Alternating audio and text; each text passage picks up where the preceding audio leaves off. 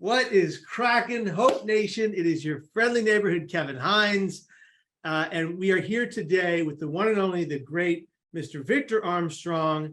But before we get into it, those who are watching, listening, viewing, subscribing to one of the most intellectually stimulating podcasts around, welcome, my friends, to the Hindsights podcast. My next guest needs no introduction, but I will give him one anyway. The one and only, the great walking phenom, Mr. Victor Armstrong, was the Chief Health Equity Officer for the state of North Carolina's Department of Health and Human Services. Victor is currently the Chief Diversity Officer of Recovery Innovations International, and prior to that, he served as Director of the department's Mental Health, Development, Disabilities, and Substance Abuse Services Division. He also was the Vice President of Behavioral Health at Atrium Health. Mr. Armstrong is on the American Foundation for Suicide Prevention's North Carolina's Board of Directors. He received the DEI Leadership and Impact Award 2021 from Addiction Professions of North Carolina. He has also received the Mental Health America H. Keither Bernheimer Jr. Award for Outstanding Mental Health Leadership in 2021 and was the Black Mental Health Symposium Mental Health Advocate of the Year in 2019. More than all of that, Victor Armstrong is a force to be reckoned with a massive mental health advocate and a trained bodybuilder. As he says in his hashtag, weightlifting is his therapy. He is a personal hero of mine and a true friend to me and my lovely wife, Margaret. Victor, welcome to the Hindsights podcast. I am so glad to finally have you on the show. It's good to see you, and give my love to Margaret. We have got to connect. Just miss seeing you guys. I do have one slight correction, though. I am the former Chief Health Equity Officer for the state of North Carolina. I am now Chief Diversity Officer for RI International. I was going to get into that. Sorry about that. Yeah. We'll get into that, and I'll have an edit put in. So don't worry about it. Pardon me. I did know that, and it's in the rest of my notes, but I got confused. Okay. Good thing we have a good editor. Cool. Vic, let's start at the beginning. Can you bring us back to your upbringing and share with us, the Hindsight's audience, some of your more impactful memories growing up? Give us the where, the when, the who, and the how. Yeah, that's a great place to start, because I always share when I talk with different audiences across the country, that the way I really make sense of things is, I think we're all a combination of two things. We're a combination of kind of our disposition, which is those innate qualities that make us who we are. Some people are more high-strung than others. Some are introverts, some are extroverts. That's a piece of it. But the other piece is lived experience. It is everything that we have learned, everything we've been taught, everything we've been socialized to see. And I think that really helps shape who we are and brings us to where we are today. So that question about upbringing is something that really hits home with me. I was raised in Eastern North Carolina, a little town called Plymouth, North Carolina. I was raised the son of a preacher. My father was a Church of Christ pastor for some 48 years, and just actually retired from pastoring about 5 years ago. And so I was always raised to really see the church as an integral part of my life. It was kind of where I was socialized. It was where I both learned what were kind of those basic principles of living for me. And then also, I think how we in my community share with the rest of the world what was important to us. And I share that because now, as I am in the mental health field and as a mental health advocate, I think back on how that was such an integral part of my life, but we never talked about mental health in that setting. And that's why it's become such a big part now of the way that I try to reach, particularly Black and Brown communities. But the other thing about it too is now as I have evolved in my career, my focal point has not only been mental health specifically and suicide awareness and prevention, but also equity and the intersectionality that exists between how people present with diagnosis, but all the other things that make them who they are. For example, there's a real difference in being a 35-year-old white male who's having a mental health emergency versus a 35-year-old Black male who's having a mental health emergency. the response is going to be different. The access to resources is going to be different. And I bring that up because as I think back to my childhood growing up, I grew up in an era and in a place geographically where the lines are very clear. Black versus white, where you could go, where you could not go. And I can remember even as a small child, it's kind of painful to think about it now, but I can remember as a child thinking at one point that I wished I was white because I didn't have access to things that I saw the kids had. And that was the only way I knew how to reconcile it. It's only been in my adult life that I've, come to understand that. But again, I think all of that plays into your mental well-being and how you identify and how you see yourself. So much of that, I think, from my early childhood really fuels me now to be the advocate that I am and to advocate for the things that I do. Well, what you're doing is phenomenal, and you're absolutely changing lives and impacting communities, and it's a beautiful thing. All right, Mr. Armstrong, I've got to ask you to tell us about your most recent LinkedIn post. By the way, I'm a huge fan of your LinkedIn posts. They're informative, they're impactful, they're intelligent, they're important is what they are. And I think everybody should be reading them. So your most recent LinkedIn posts, you make them daily, and they're really moving, each and every one. And I try to repost and reshare all of them. I'll quote you in case you forgot. You wrote today, "Be happy, be sad, be loud, be quiet, be sure, be doubtful, be bold, be fearful, be confident, be uncertain, be rich, be poor, be content, be curious, be strong, be vulnerable, be serious, be playful, be present." And the single most common factor for children who develop resilience is at least one stable and committed relationship with a supportive parent, caregiver, or older adult. Your hashtags are Stop Suicide, Be Here Tomorrow, Weightlifting is My Therapy, Equity Matters, and 988 Lifeline. Victor, tell me in your own words what that quote means to you and why you wrote that.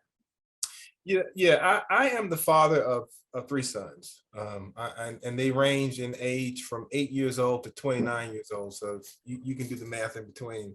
But one of the things that has always been so important to me, and I think especially with my younger sons now, with all the things that are going on around the country and around the world, and when we look at what's going on with suicides among young kids and especially young Black males, it is so important to me, and I try to share with other people that our children need us to be there. They need us to be there, to be present, and not just in the same space physically. But when I say be present, I mean bring your whole self into that relationship. And I talk to my kids all the time about the importance of really kind of being in the moment and expressing what you're feeling. And if you're feeling bad, I want them to feel comfortable with telling me I'm sad today, or I didn't have a good day today. But however you're going to be there, just be present with them in that moment. Let them know that they matter, that they're important, that their well-being matters to you. Because again, I think for children, there's so much importance in having that connection with at least one caring adult. And I can't impact or influence all the children in the world, but I can impact and influence the children that live in my house. And so I try to make it my business to do that.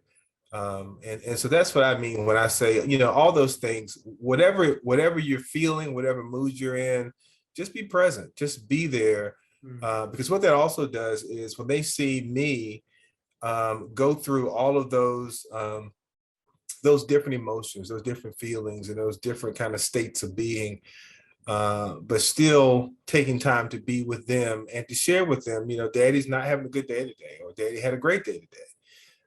It lets them know that it's okay to have those emotions, and that it doesn't make you weak as a man to say, I'm feeling sad today. Doesn't make you weak as a man to talk about being afraid or being vulnerable. And I think that's so important to share with all of our children, in particular, I think our boys. I think that's critical, Victor. And I love the way you say it, is if you're feel what you're feeling and let that feeling be allowed to be emoted to those around you, and tell you the truth about your pain if you're going through it, so you can move forward. I think far too often, as traveling speaking, just like I do, we meet people, especially youth, that are in homes that are abusive, neglectful, dangerous, Yeah. shameful, horrifying, degrading. And I meet kids every day that are in so much pain because they don't have that supportive adult in their home life or in their general life situation. They have a terrible outlook, and they go into risky and dangerous behaviors and activities and criminal activity, and it's all based on where they start. Yeah. No child is born bad. No child is born wrong or dangerous or horrible or criminal. They learn these things from where they come from. So it's very important that we help adults of all backgrounds understand you need to know who you're talking to and why they are the way they are, and empathize with people that are hurt, because hurt people hurt people. Yeah. And look, my kids, my younger boys are in camp this week, and I picked them up from camp yesterday afternoon, and I always ask them, how was your day? And usually we'll do something like, tell me 3 things that happened today. But as I'm talking to the younger one, my 8-year-old, he said, well, I made 2 friends today and I lost a friend. And I said, well, what happened? He said, first he said, I didn't want to talk about it. So I didn't press. I said, okay, well, we'll talk about it later. So we sat down later and I said, well, tell me about your day. Well, what was good, what was bad? He said, well, I made 2 friends, but then one of the friends kept hitting me. And so I told him, I just couldn't be his friend, and I had to move away from him. Wow. And we talked about what that felt like. And, it didn't feel good to him, but at the same time, he knew enough to know that I don't need to be hit. I lost a friend, but I took care of me. And we talked about that. And I think those are the conversations that we don't oftentimes think that an 8-year-old is capable of connecting with feelings that way and having those conversations. But kids are very intuitive. They just learn to express what they express based on how we respond to it.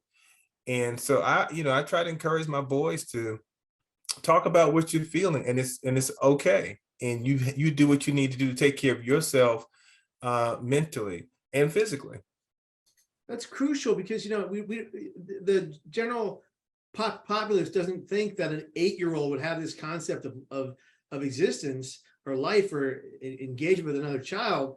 But the reality is, like, we live in a society where more 4 to 10-year-old children are dying by suicide than ever before in the history of America and the world. More 5 to 9-year-old Black kids are dying by suicide than ever before. Like, this is a terrifying time for a lot of people. Yeah. And if we can't build resilience in these homes for these kids that are going out into this world that's scary, how can they survive their pain?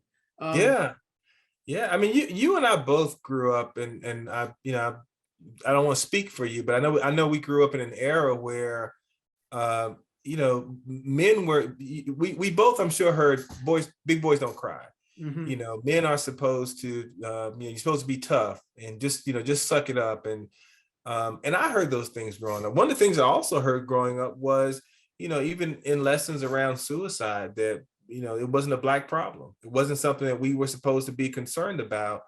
But what that did to me, and what I believe it does and has done to a lot of Black and brown children, is, if you tell a child that, you're supposed to suck it up, dry your tears, or you don't have the right to feel depression or anxiety because your ancestors endured slavery, or your ancestors endured all these hardships, and so you just need to suck it up, and this is not something that you should be impacted by. It tells you that there's something wrong with you, and that you don't have the right to feel what you're feeling. And because you don't have the right to feel that, you just got to bottle it up. And that's not healthy. It's not healthy, because you internalize everything, and then you become rageful inside, and that rage is going to come out someday. Absolutely. It's going to come out, and it's going to come out in a bad way, and it's going to get you in trouble. And it can either come out in a way that hurts someone else, or it can come out in a way that hurts you. You can do something to hurt yourself, just because you're carrying all that, that rage and anger, and sometimes the anger becomes directed at yourself. Yeah. Well, tell us on that note, if you can, about the work you're doing, which I think is so important. I want to really emphasize this in the Black church community and mental health and suicide prevention. And tell us about that, the importance of that effort that you're involved in. Yeah, so for the last several years, a lot of the work that I've done has been linked to the faith-based community. And part of the reason is again, it kind of goes back to my upbringing, because it's where I was raised, it's where I was socialized. And I've always understood that connection that faith leaders have to the community outside of the Black community, but also understanding that the church has such an influence on what we're allowed to talk about, what resonates with us, what's important to us. And so I've always, in my professional career, tried to connect with churches to really try to create safe space to talk about mental health challenges, to talk about suicide, and to normalize the conversation, and to get faith leaders and clergy to become comfortable talking about it, both in terms of talking about it with their congregations, but also in terms of really being comfortable with dealing with their own trauma. Because a lot of what happens in the faith-based community is part of the reason that we don't historically talk about mental health challenges and pain and trauma in church settings, is because faith leaders are not comfortable talking about their own trauma, and because talking about the trauma makes them feel vulnerable, and faith leaders are not supposed to be vulnerable. They're supposed to be representatives of God. So they just kind of stuff those feelings themselves. And so several months ago, I connected with American Foundation for Suicide Prevention National on a project that they were sponsoring called Soul Shop. And specifically, they wanted to create a version called Soul Shop for Black churches that really talks specifically about the challenges in the Black community and some of the different things that the Black community faces, those nuances of what it means to be a Black person in America in terms of race and ethnicity and culture that may be different from other communities. And to be able to put that in context where you can talk to clergy and faith leaders about how people in their congregations are being impacted every day, whether they are experiencing suicidal thoughts themselves, whether they have lost someone to suicide, whether they're suicide attempt survivors, helping faith leaders to understand these people are in your congregations. And if the church is a place of healing, it should be a place of mental healing as well as and emotional healing, as well as a place of physical and spiritual healing. And so Soul Shop is a workshop, an 8-hour workshop that we do at different places around the country, talking with faith leaders and teaching them how to have those conversations in their congregations and with people that come to them, seeking them out for guidance and counsel. And so we've done some T for T, some training for trainers. I've trained some other folks to do this. I've got several events coming up across the country. We've got some other folks out there now trained to do these across the country. So I'm really excited about where we're going with this. It's just another tool to empower people to really normalize a conversation around suicide and suicide prevention. Wow, that's incredible. I would really love to attend one of those one of these days with you. That would be an amazing journey. Certainly. Well, when I come down to Atlanta, I'm going to make sure that I let you know, because I definitely want to. Please let me know. That would mean the world to me. Most people don't know this by looking at me, but I'm mixed. I'm part Black, part Mexican, part Italian, everything between, Jamaican, African. But people have told me my whole life that I'm not Black enough, or that I'm not white enough.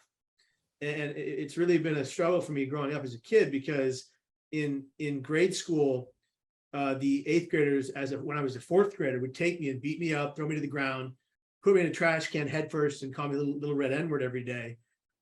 And then the kids in my class would hold me from behind and punch me in the gut, and call me similar names. And then get to high school, and I'm trying to find my way around the school and meet a group of friends. And the first thing I did was go to the, and it was sad that you get into high school in the year 1997, and everybody is separated. Every race is separated by a table. So I go to the black table and they're like, you're not black enough. I go to the Filipino table, they say, get away from me. I go to the white table, they say, hell no. I go to the Asian table, they say, what are you doing here? Finally, I end up at what was only determined as the misfits table for a group of kids who just didn't get along with anybody. And that's where I made my core group of friends, which I was grateful for. But it was very hard.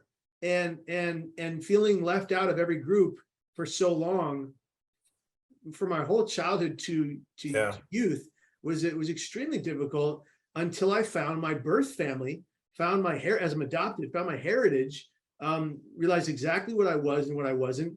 And that mattered to me, because everyone that looked at me and said, oh, you must be this and you must be that, made assumptions about me, but they already knew their ethnic makeup, and it partially defined who they were as they got older. I never did know mine until I found it out when I found my birth family. And so it was very important for me to make that note that, like, I accept, I take pride in, and I appreciate every bit of my ethnic makeup because it makes me who I am.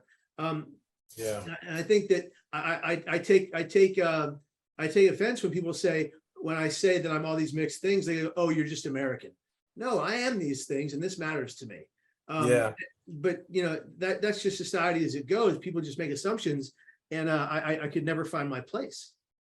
Yeah, the other thing about that too is so much of how, even in talking about suicide and suicide awareness, so much of how we think about it and how we think about the way that it impacts us is based on how we view community, what our sense of community is. And, my community told me it wasn't something I should be concerned about. And yet, now we see, as you talked a few minutes ago about the impact on kids. But, that's also part of why I think it's so important to do this work in the faith-based community, because the faith-based community is a place where people who are hurting are supposed to be able to come and find solace and find peace. And if you've been rejected every place else, and you go to the one place that you're supposed to be able to find peace, and they tell you that, oh, you should just pray harder. You don't need treatment, you don't need therapy, you don't need taking medication, you just need Jesus. And if you're not feeling better, then you lack faith. That's again another condemnation. And the one place that you thought you could go for support has now told you you're not good enough. And so that's again why it's so all over again. It's that rejection all over again. And and where do you go from there? If everything tells you that when everything and everybody else rejects you, the church is the place, or God is the one that will accept you, and then you're told that you don't even measure up to God, where do you go from there? And so I just think it's extremely important that we educate faith leaders, whether it's the church, the mosque, the synagogue, whatever, that we educate people about how to help people who are hurting, because if we don't, then that becomes another traumatic event that person has to endure when they really come there looking for healing and hope. And I can't tell you how many keynote presentations I've given around the world where individuals will come up to me out of nowhere and just say, if you just prayed, you would have never been mentally ill. If you just prayed to God, you would have never jumped. If you just prayed, you would have never attempted in the first place. And and I think back to that, and like, I was praying the whole time. What does that mean? Right. But moving on from that point, what the work you're doing in that field is really crucial and really honorable. And it makes me so happy that you're moving that forward and pushing that effort. Can you tell us? You wrote on your LinkedIn, because I always go back to your LinkedIn feed because it's so fantastic. You talk about self-forgiveness, and why. Let me ask you this: why does self-forgiveness lead to better mental and emotional well-being, as you say? Yeah, you think about a lot of what we're just talking about with some of the things that we carry, the trauma that we carry, and for many of us, it's not just the trauma that other people inflict upon us, but many of us been taught that we have to be tough on ourselves. and that we have to take accountability for our actions. And if you're not tough on yourself, if you're not condemning yourself, if you're not kicking yourself, then you're not learning your lessons from whatever mistakes and failures that you've made. And what ends up happening is that people internalize those failures, and we're constantly telling ourselves that we're not good enough, that we don't measure up, that we got to be better, be smarter, be stronger. And in this day and age, with all the things on social media, we're comparing ourselves to these images on social media that oftentimes people present these images that everything is, they're living these rock star lifestyles when that's not really what's going on with them. And so we begin to condemn ourselves, and we have a lot of negative self-talk. We tell ourselves, you're not good enough, you don't measure up, you failed again, and you're nothing but a failure. And when you continually feed yourself that negative self-talk, it begins to negatively impact your mental well-being, because you begin to internalize those things. Yeah. And so part of what I try to share with people is that as much as we're taught to forgive other people, the most important thing is that you first have to forgive yourself. You've got to forgive yourself for anything that you have done or didn't do or think you should have done, because the beginning of healing and the beginning of moving forward is really forgiving yourself for whatever you think that you should have done, or whatever someone told you that you didn't do well enough at.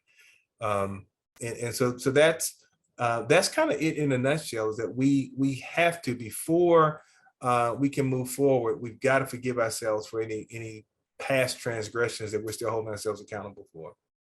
I've always agreed with that. I've always been a very forgiving person, but I always think, like, I think we're all 1,000 times greater than the worst thing we've ever done. Yeah. I think we can all be better. We can all do better. We can all act better.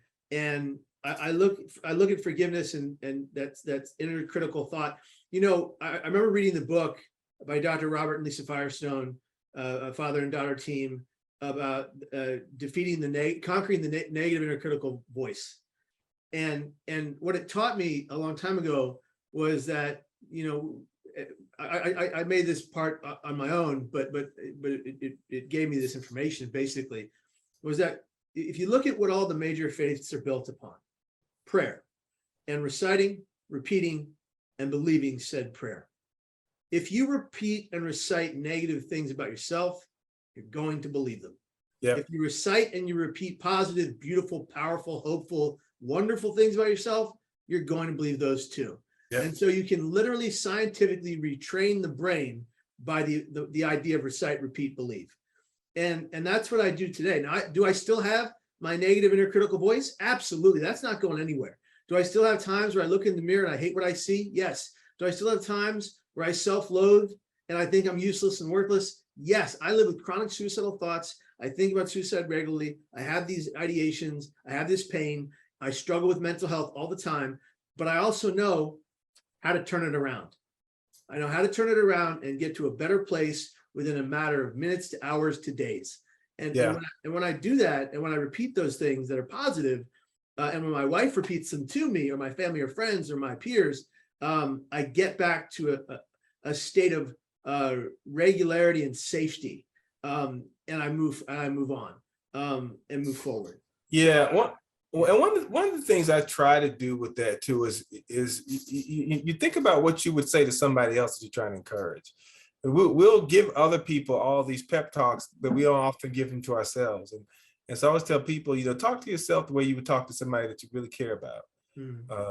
Because a lot of things that we say to ourselves, we would never say to or about another human being. Absolutely. That's a great point. Okay. Can you tell us, Vic, about your efforts in pushing forward the new 988 suicide prevention and crisis line, and what it means for communities across America? Yeah, the new 988 number is huge. It is, having a 3-digit number that you can call or text is so much simpler. It's easier to remember, but also, I tell people all the time, this 988 number really marks a new beginning, because it's really a way of reimagining our crisis services. Because it's not just a simpler number, but it's also recognizing that the response to someone having a mental health emergency needs to be different than someone who's having either a medical, physically medical emergency, or someone who's reporting a crime. So this marks a way for us to begin to think about not just how we respond to someone when they're in the midst of the emergency, but also how we wrap prevention services around communities. Because one of the three components of this new 988 number, this mindset, is that you have some place to call, someone to answer, and then someplace, a safe place to go. So that you got the 3-digit number that you can call. You got someone on the other end who's a trained counselor who's able to connect you with resources when you need them most. So you're not calling and getting law enforcement, you're getting a trained mental health clinician. And then having some safe place for that person to go. And that's where the mobile crisis piece comes in. And so it really is a different mindset. The other thing I think is that it gives us opportunity to reimagine it in a way that we incorporate the voices and the lived experience of people who have been there. The system that we have had for decades, where we had a 911 response to people who were experiencing mental health challenges, it was not built by or for people having the mental health emergency. And I've shared time and time again that the system that we had before really wasn't designed to protect and nurture the person that was having the mental health emergency. It was designed to protect the rest of us from the person having the mental health emergency. And that is a fundamental flaw in the system. 988 gives us a way of reimagining that to where it is for and about the person who needs help the most. Now, is it a perfect system? No, we have a lot of work to do because we are really building on and trying to correct the system that has been fundamentally flawed. And there are a lot of communities that won't have the resources right away on the ground, but it at least gives us a place to start and to think differently about how we respond to people having mental health emergencies. There's still a lot of work to be done in making sure that we're responding appropriately to historically marginalized communities, that we're providing the resources in the communities where people need them, when they need them. But this is a game changer. I do not want to undersell that fact. It is a game changer. It's just going to be incumbent upon us to continue to press forward and move forward and demand better of ourselves and better of our systems. Absolutely. Well said. Important to note, and I'm so glad that 988 is here, launched in July. Very exciting to see the work it's going to put forth and the lives it's going to change and save. Back to our community, the Black community. What are some of the important nuances, challenges, and traumas associated with being a Black man in America, and why do we need interventions created with cultural humility to acknowledge them? Yeah, there's a couple of things. One of the most practical things, I think, is that when you think about the experience of a Black man, one, we've been socialized that the way we navigate the world, the way that we survive the world, is you keep your head down and keep your mouth shut. So you don't talk about what's going on with you. You don't talk about your challenges. You don't talk about your stressors and your anxieties. So we've been socialized not to volunteer that information. Then you think about the fact that when you look at the fact that Black men in particular are much less likely to initiate mental health treatment, more likely to terminate treatment prematurely, and more likely to end up utilizing emergency departments for their mental health care.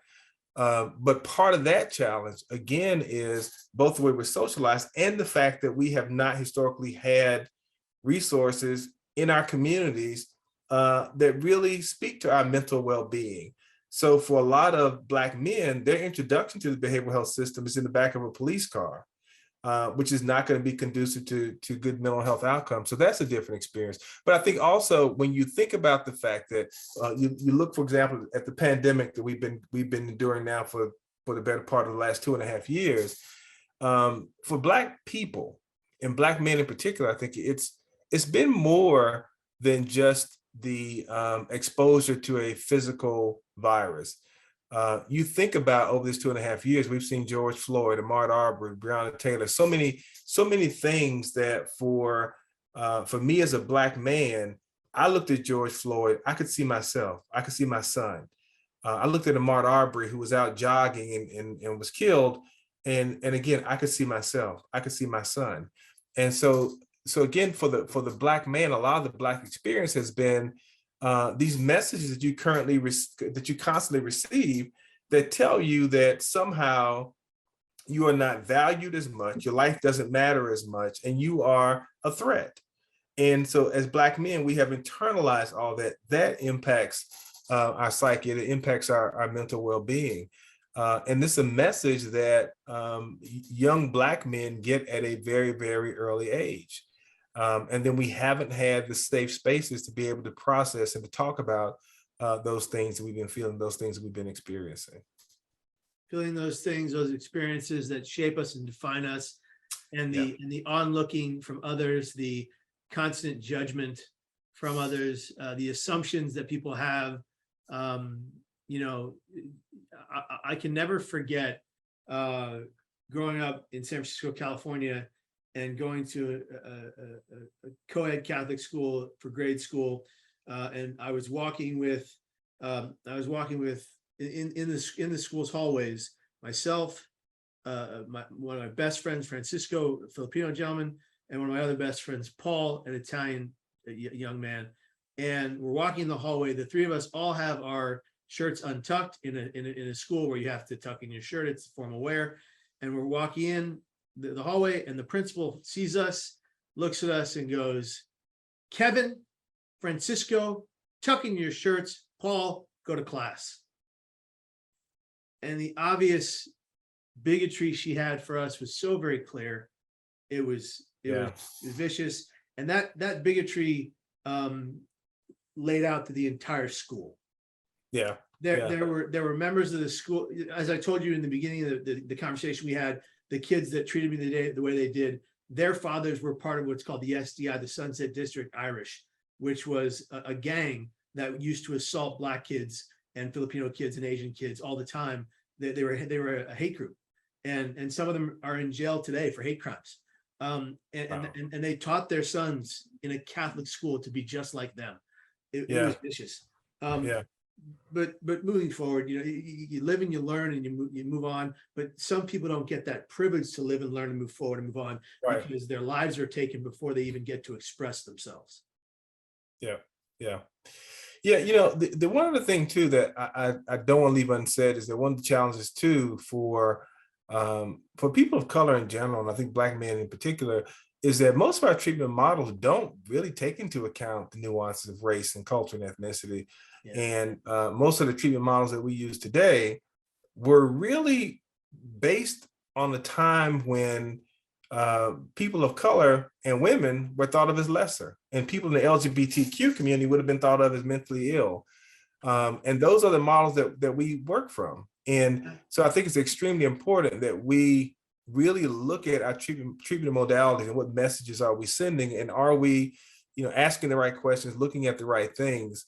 And I think if we don't also take into account the fact that, you know, when we talk about evidence-based practices, and I'm a big proponent of evidence-based practices because you want things that will work, but we also have to acknowledge that most evidence-based practices have not been looking at evidence that's influenced by people of color. And so a lot of what we've utilized in Black and brown communities has really been more community-informed practices as opposed to evidence-based practices. So part of what I think we have to do as a profession is we have to think about how do we look at what is working, what is building resilience in these Black and brown communities, and then how do we incorporate those things into our practices? How do we put the resources and the research into these practices so that they can become evidence-based?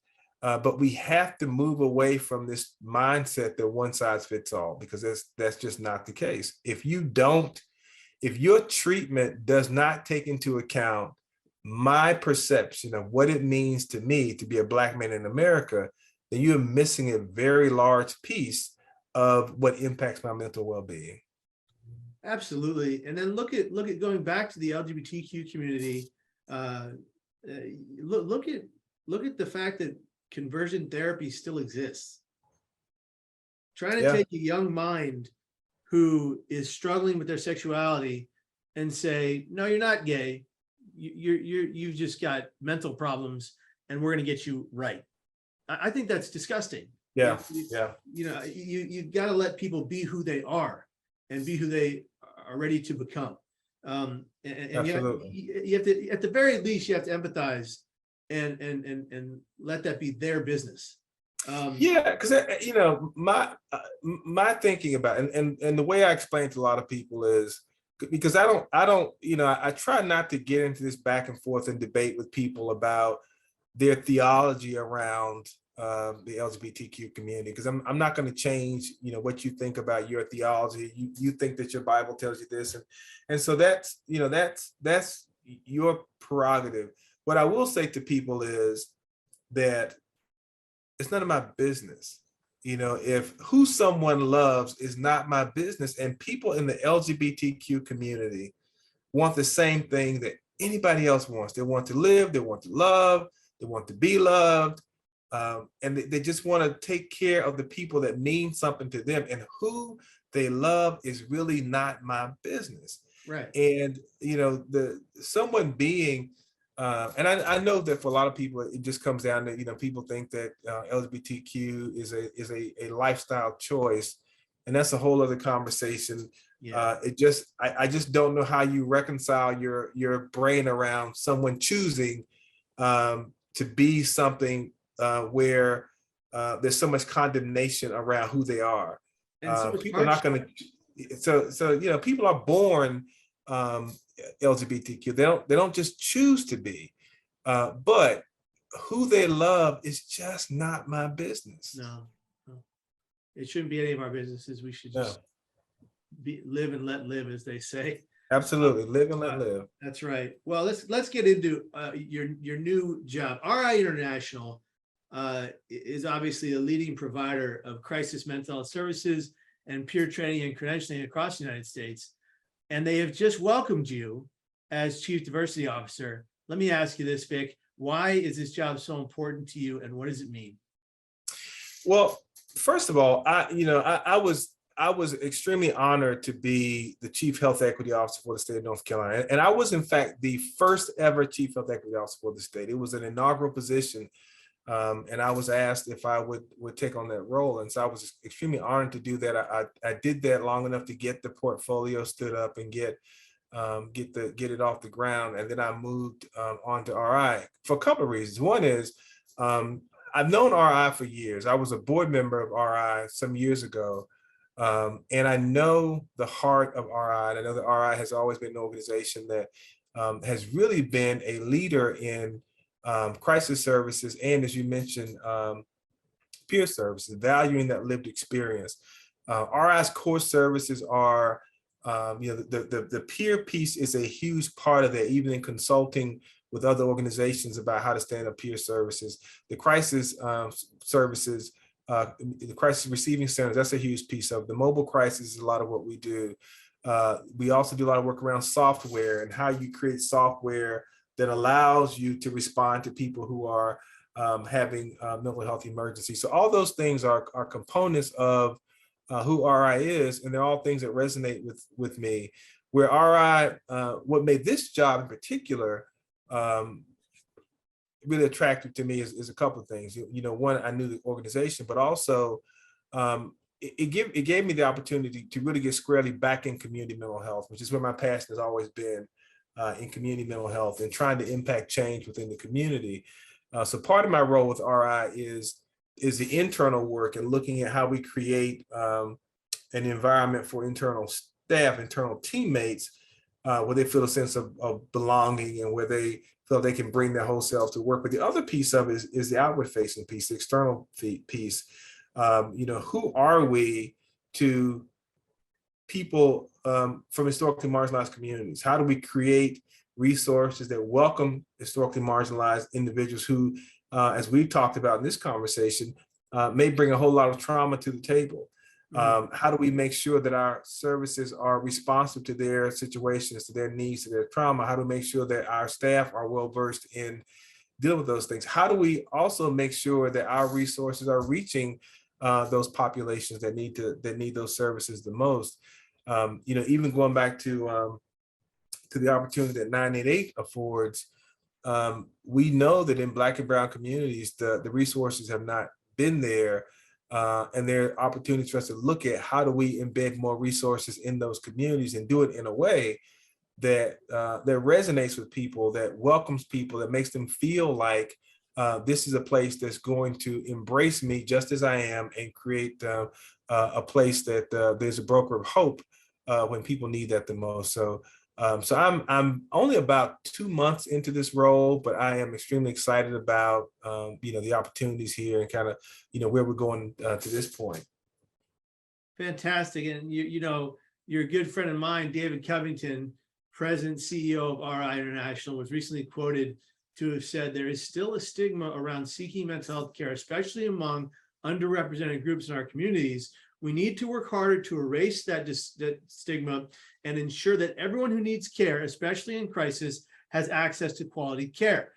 To do that, we must start from within and embed diversity, equity, and inclusion in our company's DNA. He is incredibly excited that you have joined RI to lead such a charge. I guess my question there would be, how do you feel about this new role, more than what you just said recently? And what are the first few things you are planning to do, if you can tell us, as Chief Diversity? Yeah. So, I think one of the key word there in David's quote was that we need to do what we have to do to erase stigma, and not to endure it, not to wait it out, not to soften the blow, but to erase it. And that means that we've got to be intentional. So a lot of my role with RI is to help RI really chart a path for how we can be intentional about equity. One of the things that I shared with the organization early on, and I shared the same thing in my role with the state, is that embedding equity in our work and in our systems is aspirationally easy, because you don't get argument from people when you say, we need to create a place where everyone has equal access or equitable access to what they need. Where it becomes difficult in operationalizing it, though, is you're trying to do something that a lot of people don't even fully understand. When you talk about embedding equity, how do you define that? What does that mean? What does it look like? And how do you operationalize equity into the work that you do? And so a lot of my role with RI is helping RI to first really articulate, who do we want to be? What's the story that we want to tell around equity? And then how do we tell that story? But then how do we also get other people to tell that story for us? Because when people tell that story for you, they see you, they perceive you as what you proclaim to be. So that's kind of the outward facing work. Part of operationalizing that, though, is looking at what are the things that we want to measure. And so I always tell folks that there are 3 basic things that we need to do in every decision that we make. We need to identify who is potentially going to be marginalized or disproportionately negatively impacted by whatever decision that we make. How do we incorporate the voice of those marginalized people? And then how do we measure the outcome? And so what we have to do as an organization, and what we're starting a lot of this work is, first really being able to identify who is being disproportionately impacted, both internally, and then what groups externally are we either not meeting or not messaging properly. How do we get that voice in the work that we're trying to do? So internally, we're doing some surveys, we're talking with folks internally, we're looking at across the system, where are our gaps, both what are the things that we can see where there's disproportionality, whether it's in who's getting promoted, who's getting dismissed, who's getting hired, but then also, even when we put those things into place, how's it resonating with people internally? What are people saying about the environment that we're creating and how it's making people feel?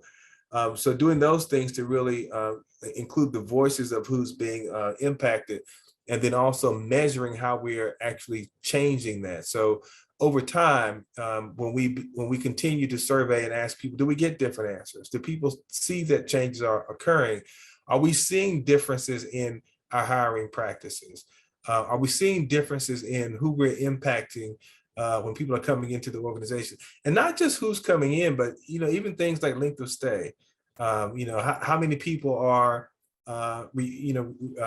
what's our recidivism rate? How many people are we treating and then discharging only to have them come back? That means we're missing something.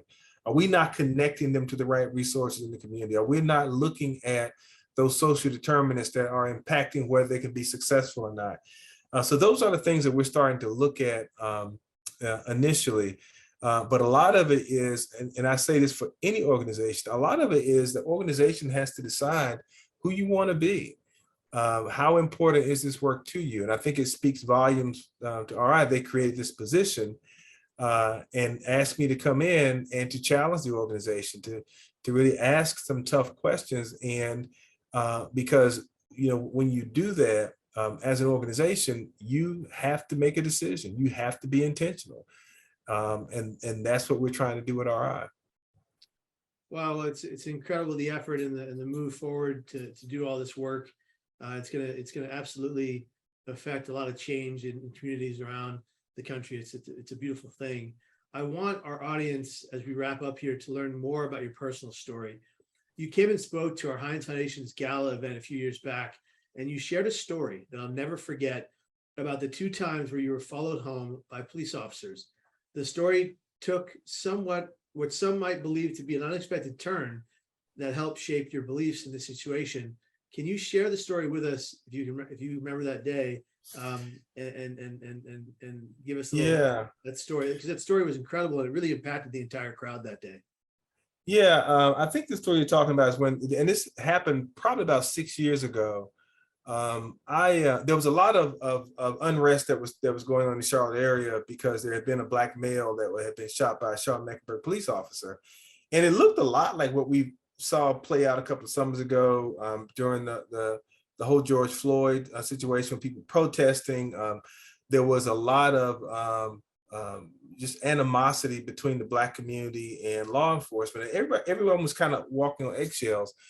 And, talking about the whole experience of being a Black man in America, all of that just kind of came crashing into me. And so it all becomes a part of my story that, everything that I've ever felt or heard or experienced with law enforcement was now coming back to me. And honestly, and one of the things I think we don't talk about enough is that as a Black man, I was afraid. I was afraid of law enforcement. And so one of the things that I do every morning is that I get up and I exercise. So back then I was more of a runner, not much of a runner now, more of a walker now. Yeah. But I got up and I had run that morning.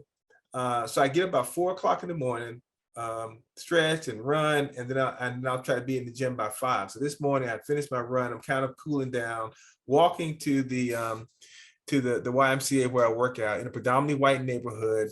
And because I've been running and sweating, I got my hoodie on. But as I'm walking, there's this car, this trailing me on my right hand side. And I know it's there because I can hear it. I can see the headlights out ahead of me. And I know at some point I got to turn and face the car because it's just not going away. And as I turn and face this vehicle, I see the letters on the side, CMPD, Charlotte-Mecklenburg Police Department. And so immediately I start thinking, with everything going on, this is not going to end well. And then as I raise my eyes and lock eyes with the driver, it's a white male officer. So in my mind, I'm thinking, this is not good. Here I am, Black man, white neighborhood, still dark outside. I got a hoodie on. Everything about the situation is wrong. But then the officer first asked me a question that I wasn't expecting. He said, "Did you know you're being followed?" And of course, I knew I was being followed, but I didn't know how to answer. So I just got, I stammered and said, "No, I didn't know I was being followed."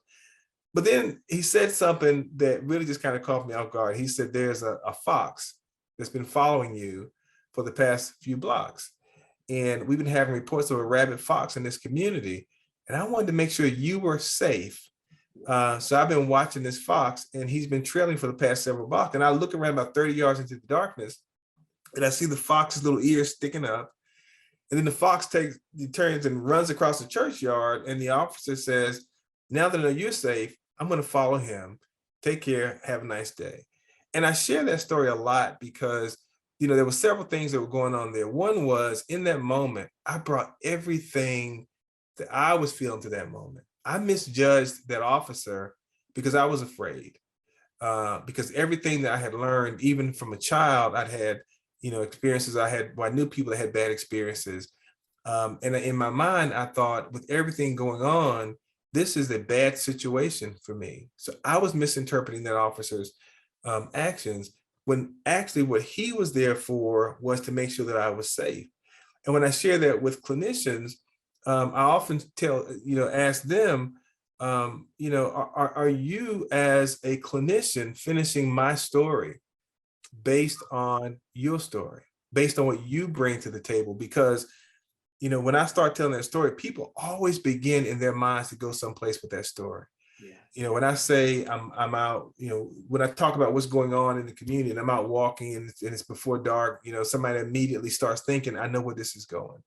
When I say I'm being followed by a car, somebody says, I know where this is going.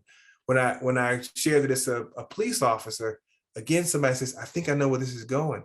But nobody ever would anticipate there's a fox at the end of the story, because it's not their story. It's not their story. But people finish other people's stories based on their perceptions, their life experience. And for people who live with mental health challenges, so often we finish their story in our mind of who they are, what they're capable of doing based on our perceptions and our life experiences. So I always encourage people, don't try to finish anyone else's story. Give them the space to finish their own story, to tell their story. You tell your story, but give other people the space to tell theirs. I love that story. It gets me every time, and it's emotional, it's moving, it's powerful, but it's meaningful.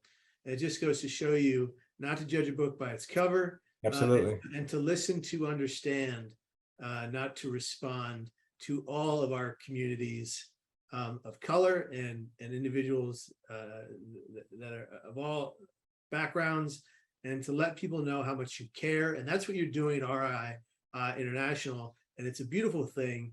I want to wrap up here with some rapid fire questions. Okay. And these are just for fun. If you could just try to answer 1 to 3 word answers. Okay. And I've got a few questions here for you. And as quickly as you can answer, we'll get right into it. Here we go. What makes you happy, Victor Armstrong? Oh, spending time with my kids. Perfect. Easy answer. And then who is the best person or thing in your life? Might be the same answer. My family. My family is definitely the best, most important thing in my life. What is your purpose? My purpose is to leave the world better than I found it. Beautiful. What do you love doing most? I love giving people hope the most. What's your favorite food? Grilled salmon. Okay. Are you a pescatarian? I'm pescatarian. I remember that. And this one, you don't have to use, you can use more than 3 words because it's a big one. This is important for this audience because a lot of the folks listening to the Hindsight's podcast are struggling with suicidal ideations. As you know, and you work in the field, you cover this all the time, and we've talked all about it. But I want to ask you this question. I want your perspective. Why is this life worth living? Wow. I think for me, it's worth living because there's so much beauty in the world, and because you always have the opportunity not only to rewrite your story, but to be a part of rewriting someone else's story. So no matter what you're feeling, no matter what you're dealing with, just always remember that you matter. Your life matters. Your pain matters. You are not ever alone. And most importantly, as I always say, and as my friend Kevin here says, we want you to be here tomorrow and every day after that. You wrapped up the whole podcast. I didn't even have to do anything. It's fantastic. Victor Armstrong, thank you from the bottom of my heart for coming on the show. Thank you. Really appreciate it. Everyone watching, listening, viewing, subscribing, take a listen here, share it with friends. This was an emotional and moving conversation we had. Very important one to have. Thank you very much, Victor. Thank you. Well, Thank you for having me. All right.